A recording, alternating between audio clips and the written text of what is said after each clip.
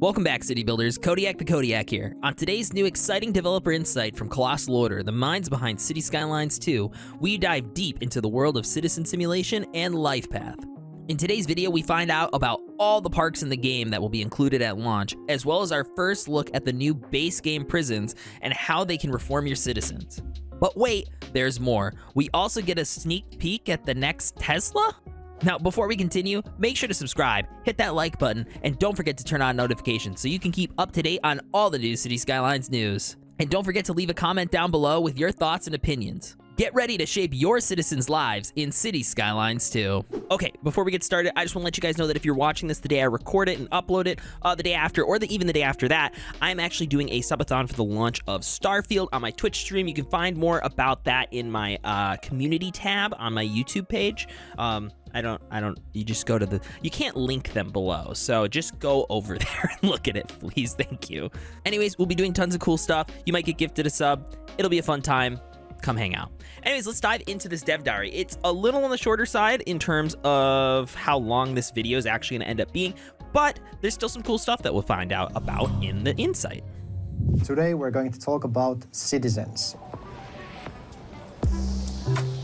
This like pier or like boardwalk or whatever this is going to be called, I don't know if this is going to be a quay wall, pier, whatever, cut and fill, is really cool looking. I think this looks really sick. How we just have this like actual railing on the side, drop straight down into the lake, ocean, whatever this is, river. And then we have this tram car kind of running along the side of the road. I think this looks really nice.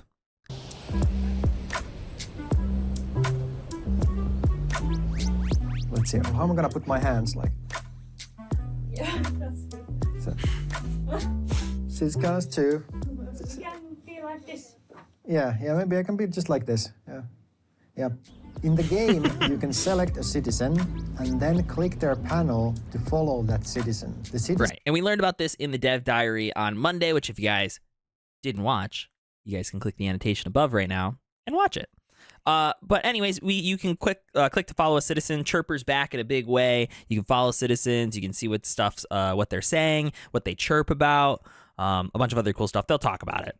Citizen is then added to the Lifepath journal, and the journal tracks their life and records the main events in each of the tracked citizens' lives. These can be finding a new job, or moving to a new place, or finding that special someone.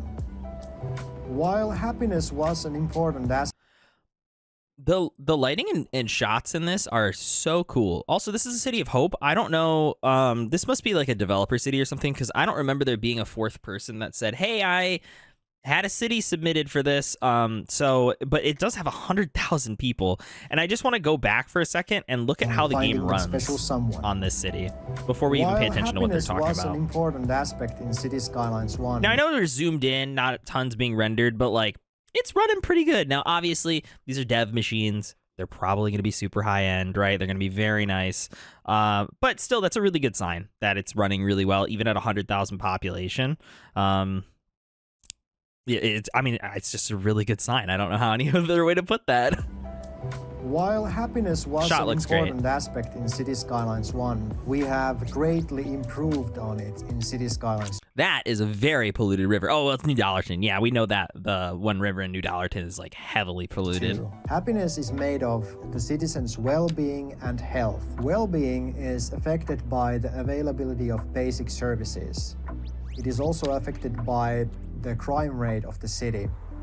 Health, on the other hand, is affected by something I think is like, I guess it's a little bit of, well, first off, we'll start with a really cool thing about this. Look how low we are able to get and how nice this shot actually looks in terms of framing, I guess. Like, they have slight motion to it. We are so close up. We are so low down. I am so excited for the last dev diary. After watching, we watched Rudy Remcamel's Cities in the Sky, which was from day 2 on my Twitch stream. I'm going to be uploading a highlight of just the cool stuff that was shown off in specifically his live stream. So I will actually link his live stream down below from Cities in the Sky, but we're going to be doing like an edit of it, and then it'll come up sometime within the next week where we actually look at everything that he kind of showed off in his. And one of the things is he brought up at the very end the cinematic camera. And let me tell you, Oh my gosh. Like it is actually crazy how in-depth you can get with it. You can change the image sensor size on the camera, on the cinematic camera. There was a preset that was a 65 millimeter, I think it said Alexa. I didn't want my Echo in my house to hear me, which is a professional film camera. They filmed Game of Thrones on an Airy, that word, I just don't want to trigger my secret listening device in my house. You could like actually just pick the preset that fit to that real life camera with its specific lens. So that, I mean, like, that's just crazy. That's absolutely insane if that's what that was. That's just a sneak peek at what the Cinematic Camera Dev Diary could offer us in 2 weeks. Now, obviously, we're going to get everyone's gameplay starting on the 8th. I don't know what their restrictions are. I know they're not allowed to stream, so it'll just be video content that they're uploading starting the 8th, but we'll obviously be taking a look at that as well. So if you guys aren't subscribed or have notifications on this channel, make sure you do that because, you know, I'm going to give you guys all the updates. Now, that being said about the cinematic camera in this shot, we have this slow pan to the right. We're really close up, low to the ground. It's a real shame that some of these building assets have super low textures on them still. Now, this is a beta build of the game, and the background of these buildings, I've noticed this quite a bit. The pillars or like certain brick assets have a lower like texture resolution than some of the assets on the buildings. Like if you were to get up close over here, it wouldn't look as blurry. And I've noticed that on a couple buildings. So thankfully that's just like a beta thing. It's just like unfortunate that this is what they had to like show off, right? Healthcare and its availability, as well as the amount of different... Because look how detailed, if you look how like flat and undetailed that is, right? But then you look how detailed this like walk sign is over here. Like, look at this. We have it down to like the actual like bolts, it looks like, at the bottom. And then up here we have don't walk and walk signs. Like, I mean, it screams to me that this is just something that like isn't in this build of the game, but will be there at launch, which is so cool. As well as the amount of different types of pollutions that are around the citizens. I actually completely forgot that we have to worry about wind direction for pollution. So don't forget that. Like, I feel like a lot of us have forgotten how much cool stuff was in those early dev diaries. So again, if you guys want to check those out, you know, annotation for my playlist, but it is absolutely insane how much I forgot. And when I was watching all the Cities in the Sky stuff and like Rudy's POV of it, I was like, oh my gosh, yeah, you can do this. Oh my gosh, yeah, you can do that. Oh my gosh. So very cool. I totally forgot about that. Make sure you guys don't forget about that either, that you have to put your industry downwind. Citizens can also become sick or injured in an accident or... So if we remember from Monday's Dev Diary, these are conditions up here, sick and weak. Each ones are applied differently. So weak is when citizens' health is extremely low, right? And then sick is, you know, when they're sick. Disaster, such as a building collapse or tornado. Citizens are divided into 4 age Pretty nice groups. animation, I guess. These are children, Flat. teens, Looks like adults, the last and one. Seniors. Not really too big of an improvement for like a pretty minimal feature. Comprise... Let's look at the population chart, because I think we've looked at these before, but I wanted to point something out when I watched this before. Obviously, we have like 95,000 people living in New Dollarton. The birth rate is a 1,280 per month. The death rate is at 641 per month. We have 6,400 people moving in a month, and we have 2,700 moving out a month. That's a huge fluctuation in new people happening every month. That's crazy. That's actually crazy. That's like a 10% of the entire city almost is actually, it is just about 10%, maybe a little under, of the entire city is just kind of moving in, coming out. Like, that's kind of crazy. There's different types of citizens. Some can be just single adults, while others are a couple. There can also be families with children, and there can also be multi-generational households, which includes children, parents, and their grandparents. And we looked at all this stuff before, but look at this. They clicked on the pet. So when you actually look at the household information over here on the left, you'll see the household size, and then you can click at the people in the household. But the pet also has their own little symbol for the household. And one of the things they did confirm on Monday, sadly, I think I'm probably going to end up making this the thumbnail on the core of the video on the title and everything, is that pets are purely cosmetic. So, which is, it is really disappointing. However, However, that does leave the door open for them to create a pets DLC that could really expand on what the pets need and require, because right now they're just kind of there, but they have the ability to add all of that information to your pets around the city. So I really hope they do that. I really hope that they have a pets DLC, and the door is open. It is set. The floor is ready. The stage is ready for them to actually do a pets DLC if they want to, because pets are a blank slate right now. Okay, before we move on, I just want to let you guys know that this is about the halfway point in the video, and remind you that about half of you always make it here, and only like 20 to 30% of you are subscribed to the channel. So if you guys wouldn't mind dropping that subscription down below, it means a ton, as we're slowly approaching our 2,000 sub goal, which will do our first YouTube live stream. And we had a poll on my community tab. You guys can still vote in it. I think it's still open. If it's not, it's not. So go over there and check that out. I can't link communities tab stuff, so you'll just have to go over there. But we'll be doing a live stream, which I think will end up being a challenge build, maybe a one-tile city or something like that on YouTube to celebrate 2,000 subscribers when we hit it. So make sure you guys go over and subscribe down below. Drop a like, leave a comment. Let me know how you guys are feeling about these dev diaries. Let me know what you're excited for on the 8th.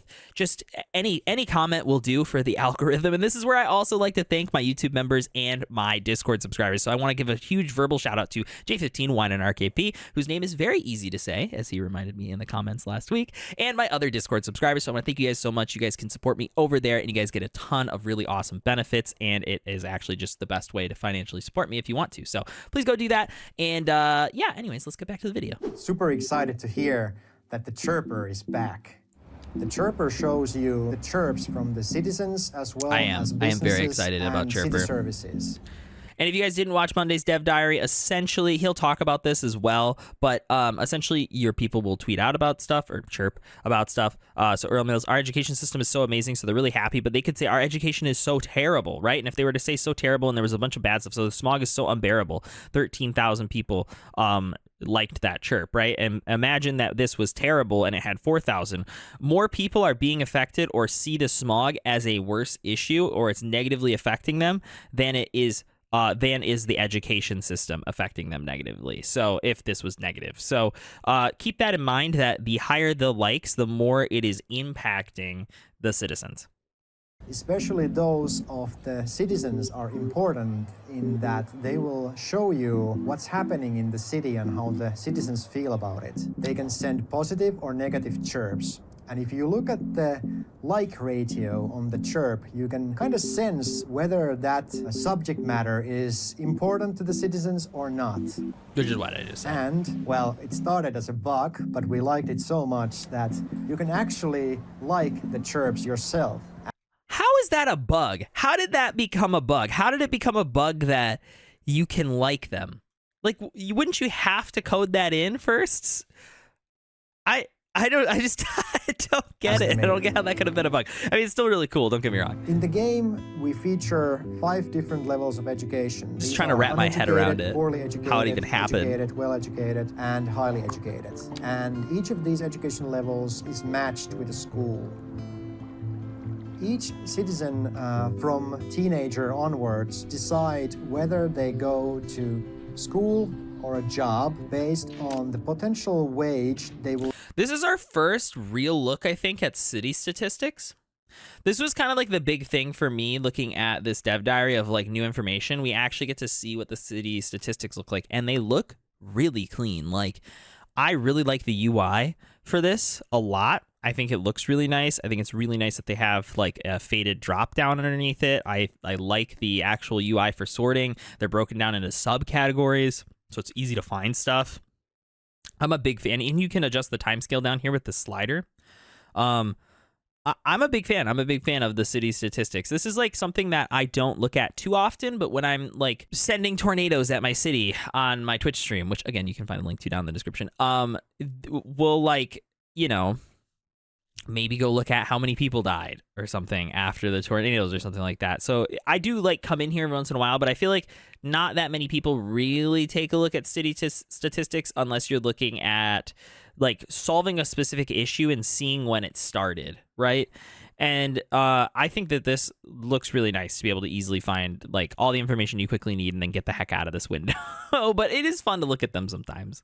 will gain in the future in a high educated job compared to the wage that they will earn if they go now to a low educated job. If a citizen's well-being decreases enough, they can become a criminal. Once they become criminals, they start plotting a crime. And the target... That's reused footage, I think. Isn't this the exact same shot from the first time we saw homelessness? Once they become criminals, I think it is. I could be wrong. A crime. And the targets of the crime usually are found in areas of high crime probability. When a citizen commits a crime, the police are sent to the location to secure the crime scene. If the criminal is still we learned about all this on Monday. When the police arrive, they will arrest them. I talked over him, but if the police arrive and the criminal's still doing their crime, they get arrested. Criminals then... And this is not a residential building right here, so the way they worded it in the written portion of the dev diary was that they only go to residential buildings, but that's clearly not the case because this is a subway. Still in the premises when the police arrive, they will arrest them. The criminal is then taken to the police station jail, and some of the criminals there will then be sentenced to longer prison time in either the prison that is located in the city, or if there is no prison in the city, they are sent. So this is our first look at the prison, I think. So the upgrade doesn't even have a symbol on it yet. So let's take a look. Houses convicted criminals can be upgraded with a prison library and a research center and additional wings for increased prisoner capacity. -5 crime rate within 800 meters. Notice how there's only 2 upgrades here, so I don't think that the prisons was fully done, I guess, at the time of recording this. I think, based on the fact that it can be upgraded with a prison library and recreation center, unless that's one building. Maybe that's one building, actually, now that I'm reading this, because it says and, there's no comma, and then and again, so that's probably actually what it is. I take it back. I'm sorry I doubted you, Colossal Order. All right, -5 crime rate within 800 meters. Upkeep is 300,000. Efficiency is at only 59%. Uh-oh. I don't know why that's the case. You have 58 out of 58 employees. You know, not that many prisoners. Call it good. And to outside connections. After they have served their time, the former criminals return to the society and their... All hail the cube, the mighty cube. Hey, look at this person. They're jaywalking. Interesting. I'm learning so much right now. Wait, just from this one scene. So first off, we have the new Tesla. This one, you are actually just in a glass cube, and you get cooked on the inside. There's clearly some model they don't have ready yet, so it just looks like a cube. I'm very curious to see what this is, though. Maybe this is some kind of like special car model that they're not ready to show off, and so they replaced it with a cube for the video recording. I actually don't know. I'm very curious to see. There's a lot of bikes, though, and then this lady's crossing the road. You know, this is interesting because there's clearly no crosswalk here. This is not an intersection. It is just a node. So can people just like quickly cross the road at any node if they want to? I'm curious to see why that happened. Criminals look at, she just like decides to walk into the road, and then she runs across the road. They become again normal citizens. Interesting. I'm very curious to see why that's a thing. And there are different options in the city that can provide it. The leisure options include... So we get to look now at every single park building. They show off every single park building, so let's take a look at all of the park buildings. We have Park Maintenance Depot. Maintains an office and garage for vehicles. Well-maintained parks provide most leisure benefits to visitors. Can be upgraded with an extra garage and supply storage. So we have an upkeep of $40,000 a month. Maintained vehicles are 10. Noise pollution low. Costs almost $100,000, so $90,000 to place. Pretty similar, I guess, to the City Skylines 1 Park Depot, I guess. We have a small park. This is all under the first park tab also. With a small park, plenty of benches. It provides community, comfy, relaxing in the shade. 1 outdoor recreation. Upkeep's $2,000 a month. Cost $10,000. Attractiveness 1. Attractiveness 5. If for the small plaza, benches around surround the fountain at the center of this small plaza. Cost $20,000. 2 outdoor recreation. Cost $4,000 a month. Small playground, a sandbox, a slide, and a jungle gym provide for kids of all ages. $5,000. 2 outdoor recreation, upkeep only $1,000 a month, and 1 attractiveness. Indoor recreation. And then we have the dog park. Bringing it back. I would be so mad if they didn't have the dog park. A park dedicated to our four-legged friends. 2 outdoor recreation, 10,000. Upkeep will be 20,000 a month, and 1 attractiveness. I will definitely be building more of those, and I will be building playgrounds in my city. Thank you very much. Let's go to the next one. Campfire site. A fire pit with benches and a collection of picnic tables provide for all outdoor cooking needs. $30,000. 5 outdoor recreation. All right. Upkeep 6,000 a month, and attractiveness is 10. So it's also, I think, double the size of all these other parks. So which include. So now we can go to large parks. So we're actually going to be able to go through like quite a few of these icons. So we have large parks, and I think Rudy Rem Campbell showed these off in his live stream as well. So we have large sports parks. Large sports parks are aimed at team sports and other activities requiring large spaces. Makes sense, obviously. And then we have large parks, so it doesn't highlight the basketball one. And but I'm fairly confident that's small sports parks. So you have large parks. Large parks and plazas can be used by a great number of visitors far and wide. So we click on that. We have a large city park. A small stage is a focal point of this large park, while picnic tables provide ample seating. Oh, so it's got like an actual like amphitheater in the center. That's pretty cool. 3 outdoor recreation, $42,000 to build. 10 attractiveness, and the upkeep is $8.5 thousand. Plaza. We have the large plaza, $56,000. A monumental fountain is the centerpiece of this city plaza. 5 outdoor recreation, attractiveness 15, and 12.5 thousand monthly upkeep. And then we have the large playground, a large jungle gym and sandbox, swings and carousels to match will guarantee hours of playtime. $14,000. 5 recreation, $2.5 thousand a month, and attractiveness 5. We go to sports parks. Sports parks, that's what it is. Sports parks offer outdoor activities for individuals and small teams. They do not show off the first one. Fairly confident it's tennis court, though. I feel very confident that it's tennis court. Get a good pump going at the outdoor gym and work on your tan at the same time. $15,000. 5 outdoor recreation, 5 attractiveness, 3,000 upkeep. We have a skate park. Find a selection of ramps and rails. Looks pretty cool. $15,000, 5 outdoor recreation, 5 attractiveness, 3,000 upkeep, and then basketball court. A place to shoot some hoops and get some fresh air at the same time. $14,000, 5 outdoor recreation, 5 attractiveness, and $2.5 thousand monthly upkeep. Restaurants and then they don't show off the large parks. And last but not least, there is travel. Citizens from outside connections can visit your city as tourists. When they This arrive, is a great shot. they stay at the hotel. They love showing off New Dollar Tin. They love showing it off with the cinematics. I'm here for it. I think it looks great. Visit different. Oh, this is the tourism info view. We actually haven't looked at this yet. So city attractiveness 29. Is that just like at a scale out of like 100? Because it doesn't. I mean, maybe it's probably not. It's probably not 100. Anyways, tourists. So we have an amount of tourists per month. Seasonal weather effect. So depending on the season and the weather, it might increase or decrease. So it's kind of hot out, so maybe you get less citizens coming to visit. That's pretty cool. Average hotel night cost. City attractiveness is measured by how tourists view the city. I think we've looked at that before. Leisure locations and spend money in shopping areas. This brings additional income. More city statistics. You can see right here. To your city. The different leisure options, such as parks and.